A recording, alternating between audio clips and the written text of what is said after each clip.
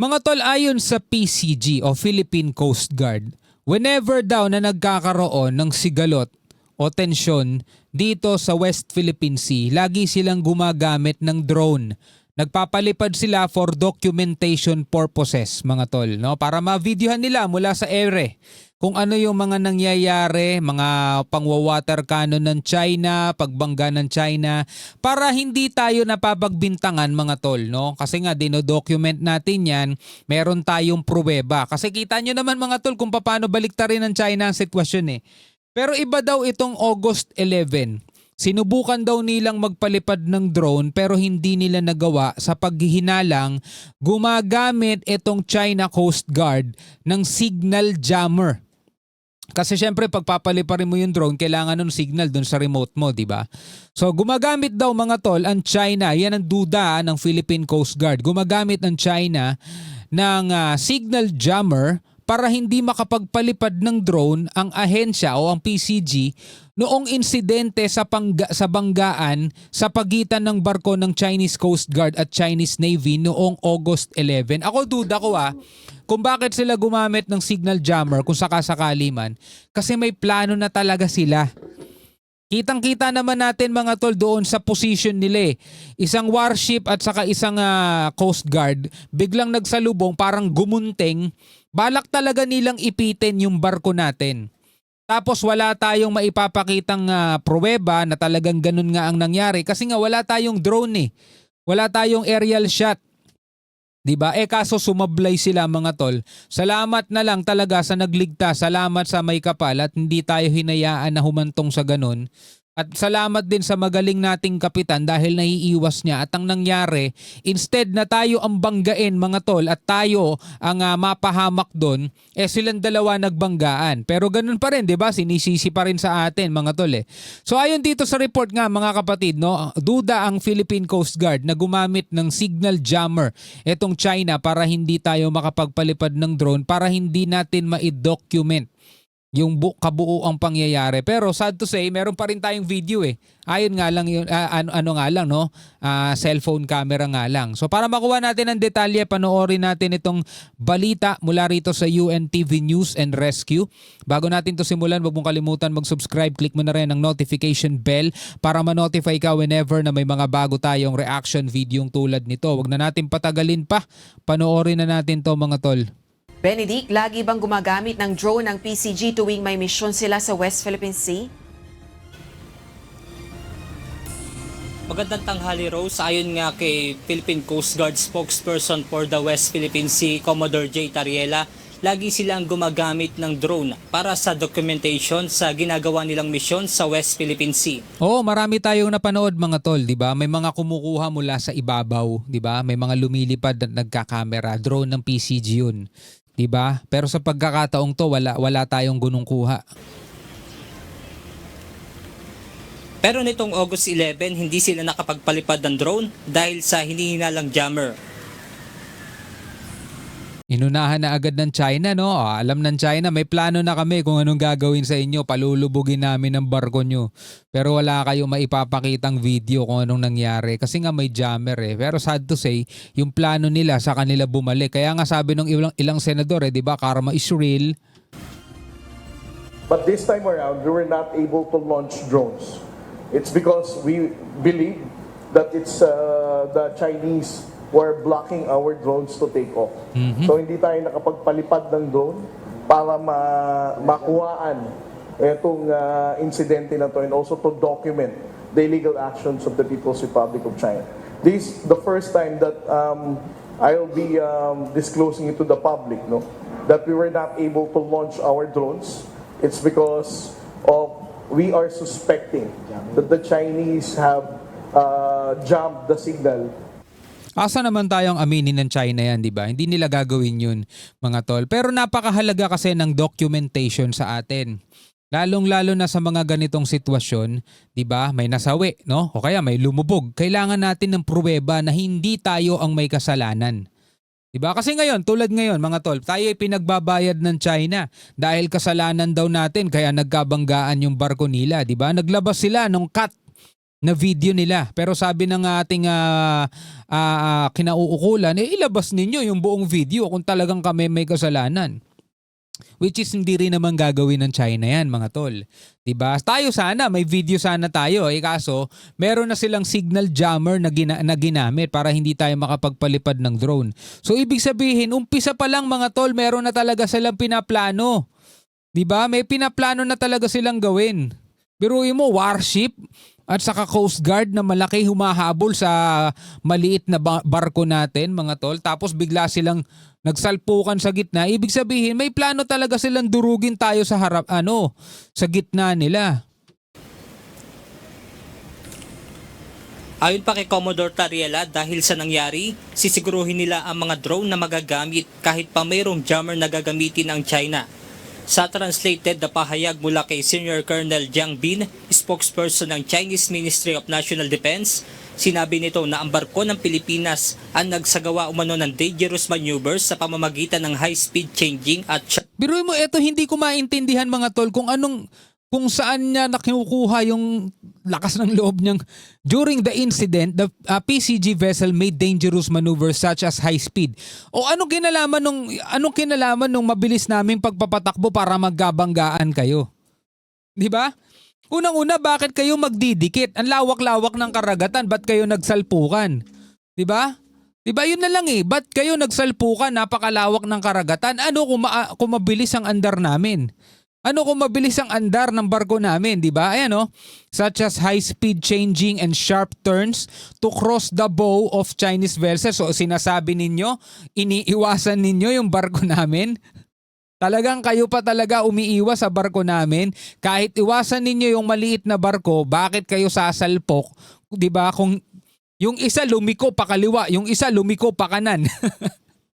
Di ba? Bakit kayo magsasalpukan? Kaya mga tol, ito, mga sinungaling talaga itong mga to eh. sharp turns. Ayon pa kay Jiang na ang naturang aksyon ng Pilipinas ay malinaw na paglabag sa soberanya at karapatan ng China at nailagay din ito sa panganib ang kaligtasan ng mga Chinese personnel. Wow, at nailagay nito sa panganib ang kaligtasan ng mga Chinese personnel. Nakakahiya naman sa kanila mga tol. Para na mga walang nanganganib na buhay sa mga Coast Guard whenever na binabangga nila tayo at saka winawater cannon nila tayo. Hindi ba nila naiisip yon? Sabi rito, such acts severely violated China's sovereignty. Violated China's sovereignty? Sino may sabi? Ayon sa international law, soberanya ng Pilipinas yan. Diba? Ayon sa UNCLOS, soberanya ng Pilipinas yan. Tapos sabi rito, seriously endangered the safety of the Chinese personnel. Pero hindi nila minimension mga tol, whenever na winawater cannon nila, binabangga nila, kinakaskas nila yung barko nila sa barko natin, hindi nila sinasabing nilalagay nila kumbaga ini-endangered nila mga tol yung safety ng mga Coast Guard ng Pilipinas, di ba? Napaka-hipokrito, no? At pagpapahina sa peace and stability sa South China Sea. Tapos pagpapahina pa sa peace and stability ng South China Sea. Halos lahat na sinabi nila mga tol, pwede nating i-rebat eh. Di ba? Pagpapahina ng peace and stability sa South China Sea. Ano bang ginagawa ng barko ng Coast Guard natin dyan sa BIFAR? Di ba?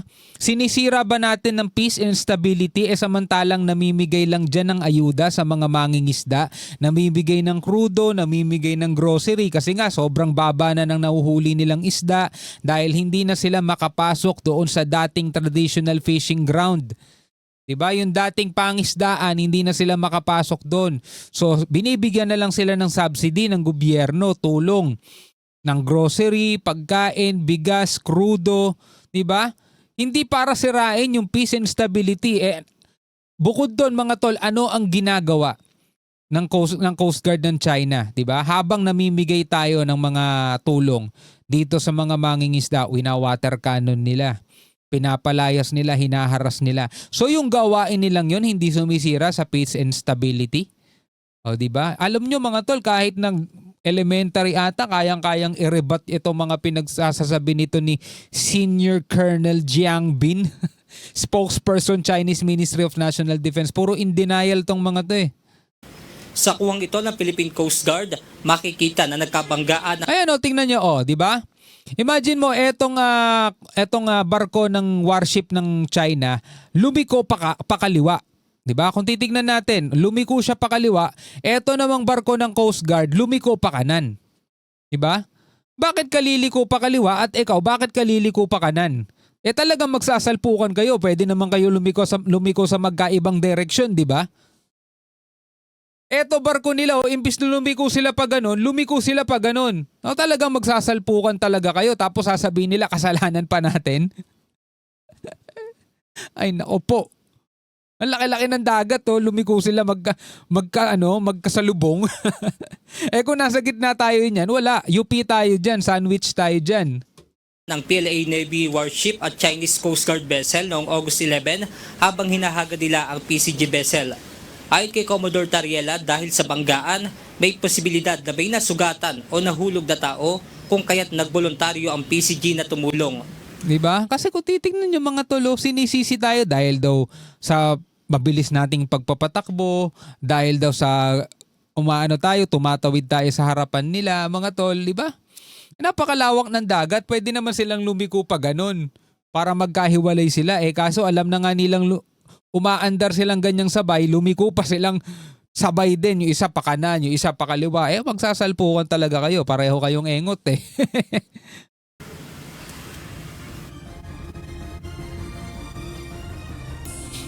Intelligent guess ng ating mga tropa sa barko, no?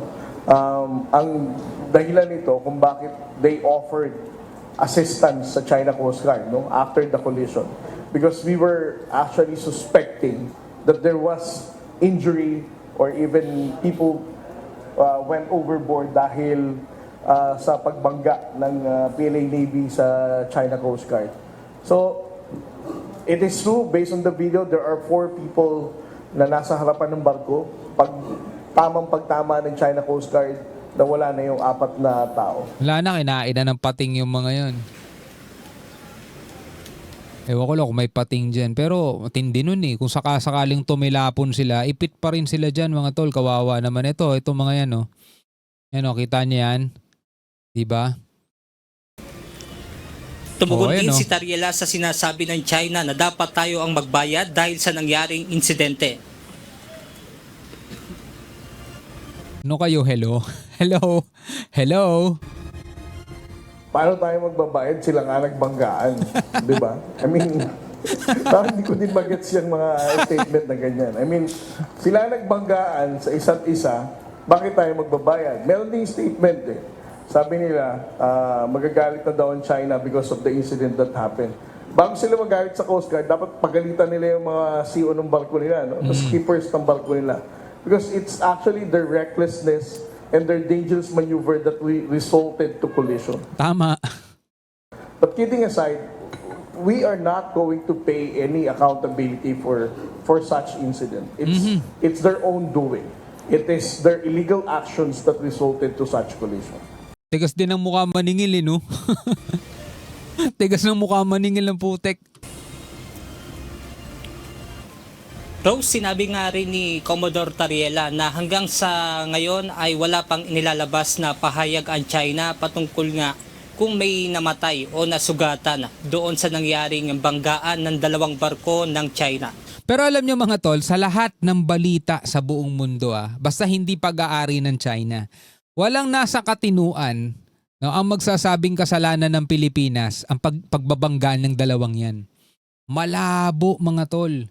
Di ba malabo? Anong iiwasan nila? Di ba? Anong iiwasan nila? Yung isa lumiko pa kaliwa, yung isa lumiko pa kanan kaya sila nagsalpukan. Di ba?